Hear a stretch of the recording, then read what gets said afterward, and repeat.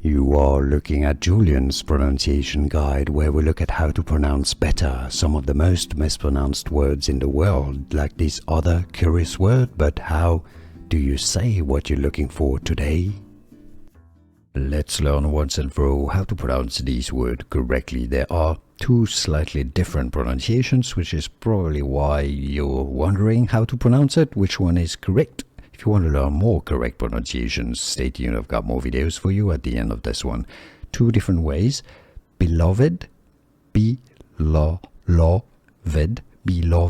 or beloved. That's British English or American English pronunciations. Both, countries or both ways of saying it exist in all around the world, in the English-speaking world.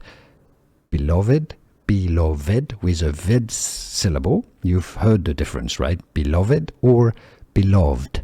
You sort of skip the E sound at the end. Beloved or beloved. Both pronunciations are indeed correct and used, and now you know. Here are more videos on how to pronounce more confusing words and names too many mispronounced. Like this video if you found it useful. I appreciate your support. I'll see you soon, and thanks for watching.